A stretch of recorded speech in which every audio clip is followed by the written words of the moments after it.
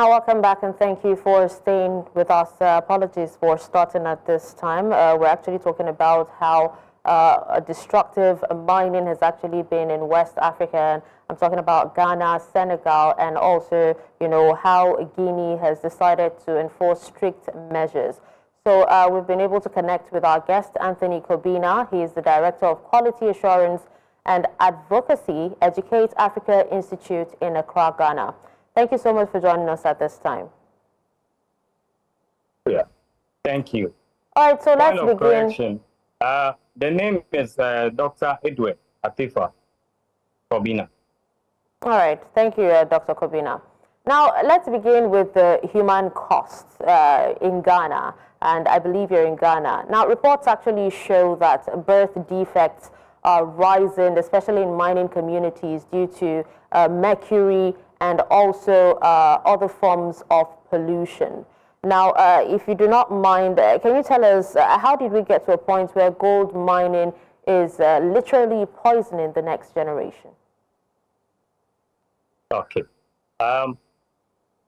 Greetings to you and your cherished listeners. Yes, from the perspective of the human cost of illegal mining, in Ghana, galamsey is often linked to mercury and cyanide pollutions, and this in turn affects our water bodies and also contaminates our water resources and our food chains that we have in Ghana. These substances, this is done as a result of the extraction of this gold. The gold mining system that is being adopted in Ghana exhibits this mercury pollution and these cyanide substances. And this affects our water bodies, and in effect, it makes it difficult, and life becomes also a challenge to the humans and also the birth defects, the unborn. We all get affected through this gold mining system. The extraction, the practices of this gold mining system releases these substances, these cyanide substances, which in terms affect us through our drainage systems, our water bodies, and our food chain. Okay. Now, Dr. Atefwa, you talked about, how mercury is, one of the leading poisons, when it comes to mining. And the UNEP's 2013 Global Mercury Assessment actually found that artisanal and small-scale gold mining emissions were the single largest source of mercury to air, releasing 727 tons annually, which is quite a lot if you ask me. So are there on-the-ground ideas that you believe could eliminate the toxic pollution in West African mining communities? Yes. In Ghana, for instance, the laws are there. The laws exist, but the enforcement it has been a challenge. The reason is that this is due to the poverty relating to other aspects of our people, and also the leaders sometimes find it difficult to implement these laws because the powers that is backing the enforcement mostly becomes a challenge for us to enforce these laws, these legal systems, for it to operate. The people behind the enforcement of these laws, sometimes one way or the other, are also pave way for the law to take place or for the law to work. And in effect, it affects the general public and the citizens in the country. All right. Now, Dr. Atefwa, speaking of galamsey or illegal mining, for those who have no idea what it means, we're told that it accounts for over a third of Ghana's gold output. Yet, it's destroying over 60% of the country's water bodies. Now, can you explain the scale of this environmental emergency for us so that we have a grasp of how bad it has become? Yes. So in our system, the mining aspect has caused a lot of destruction to the extent that our drainage systems have changed color to other forms, which others term it to be coffee, which other terms it to be any other form of color. So with our system, it has become bad to the extent that we have exhibited certain policies to combat and curb these issues. And one of them is what we call the Blue Water Initiative. So it's an operation that we have adopted, looking at how bad and the extent to which our water bodies have become, which is making survival difficult. This policy is there to they've trained other soldiers to assist our military people, known as blue water guards, to go out there to fight these people who are destroying our water bodies. So we have this Operation Blue Water Initiative, which is there to also fight this issue. And we also have adopted what we call the gold board mining, which was a bill. Now it has become an act. It has been passed. And this gold board system is in there to make sure that it subjects everybody, especially the international partners, to now legally go through the system. And this is an attempt to fight the illegal mining system in Ghana. And for now, I would say that it is effective. It is working. Since the institutionalization of this bill, which has now become an act, operating, or since this concept became operationalized in Ghana, now things are working. Our drainage systems gradually is returning back to its system. And those international partners who used to use illegal means to practice this system, which makes it difficult for us, now they are all adhering to the gold board system. And that policy which has been adopted, that act now, is now helping us to revive our drainage system. Well, if you actually say that things are working, what happens to the concerns, that Ghana may need to import water by 2030 because the rivers and the farmlands, are polluted by galamsey chemicals? What do you have to say about that? Okay, yes. So, like I said, it is work in progress. For now, since we established this system, we are now reviving. Fighting of these galamsey issues is not something that will take just a day to complete. This fight, this menace has been there since different governments have been in existence, and we are still fighting it. But this current government, the new policies that is in place, for now, we are seeing the changes in the sense that the international partners are now strictly adhered to go through this system.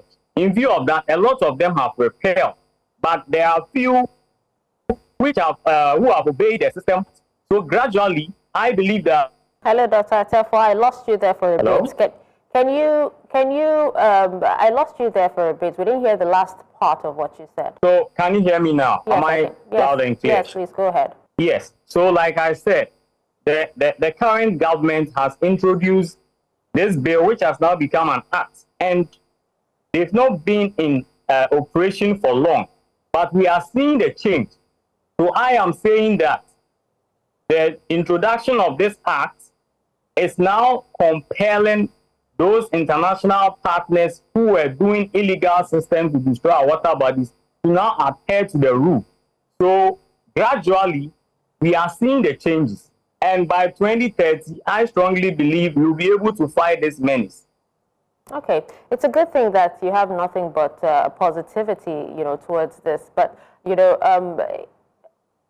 this same thing is actually happening in Senegal as well, because a 2018 Duke University study reported that mercury concentrations are up to 100 times above safety limits in water near Senegal's mining villages, some of Senegal's mining villages. And, it's kind of similar when it comes to Ghanaian mining villages as well. Now, even at that, we see women, especially in Ghana as well, in Ghana's gold fields, burning mercury with bare hands and no protection, most times, even while they're pregnant. And this is the reason why there's so many birth defects, in pregnant women and also in children as well. Now, with such staggering contamination, what are the biggest challenges to having safer methods being adopted by some of these communities? What are the challenges exactly? Yes. So thank you very much for the question. Yes. So the biggest challenge here is that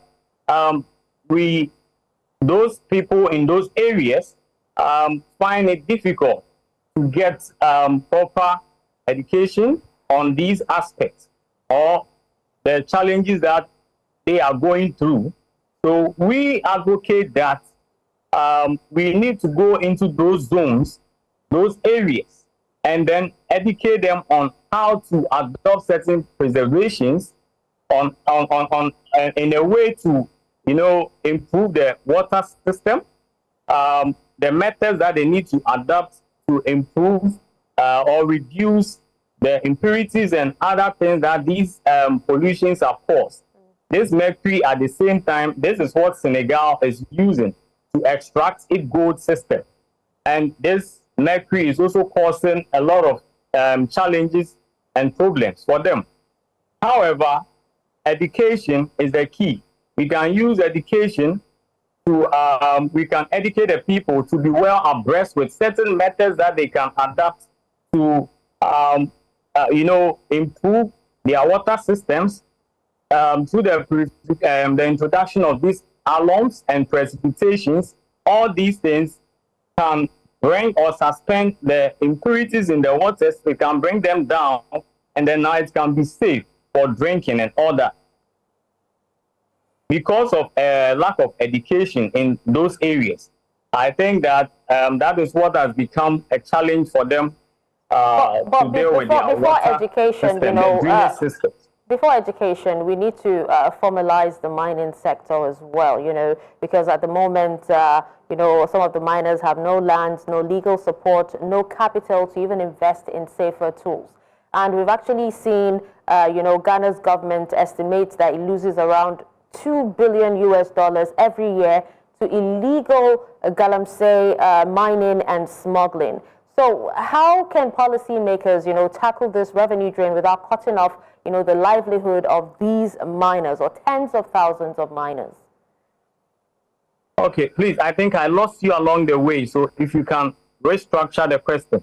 So I was talking about, we cannot educate them because this is illegal mining we're talking about. We cannot educate them without, formalizing artisanal mining because most of the miners have no land, no rights to land, and some other things, no legal support, no capital to even invest in some of these safer tools. And I was talking about how government, that's Ghana's government, has estimated, that it loses around $2 billion every year to these illegal galamsey mining and smuggling. So how can the policymakers tackle the revenue drain without cutting the livelihoods or the only livelihoods for tens of thousands of these miners? Yes, so in my delivery, that is why I was saying that in Ghana, most of these, the people in the villages and those who are not in the cities, let me put it that way, believe that the gold system or mining is the way. That is, they see it as a high value form of job that can improve their living, their standard of living. However, there are other economic opportunities, which the reason why I said education is that if we bring them to awareness that there are other economic opportunities, they will shift away from this mining system. They believe that mining is the only solution that can bring them or improve their standard of living. And however, the international, the artisan miners, those who have moved here to mine, those people now that we have a policy in place, gradually we are getting them out of the system. Gradually, those who want to work are passing through the Gold Board Act. So this challenge is gradually being solved. But our people, the Ghanaians who are into such acts, we need to let them be aware that there are other economic opportunities which can improve their standard instead of this mining, because this mining system in the long run also kills them, not only the unborn babies, but those who are into the act sometimes dig deep down into the earth, and then in the long run, they are covered by these suns. So we are suggesting that we need to also expose them to other fields, making them aware that it's not only mining that can serve as a panacea for their woes. I absolutely understand you, and I'm tempted to ask, more questions, but sadly there's no time, especially the fact that, we know that the World Bank has actually invested over $100 million in programs, that's aimed at supporting responsible small-scale mining. So the question people have been asking is, where is that money going? Why haven't we seen more impact? But that will be for another time. Thank you so much, Dr. Atefwa, for your time and also for speaking to us on this.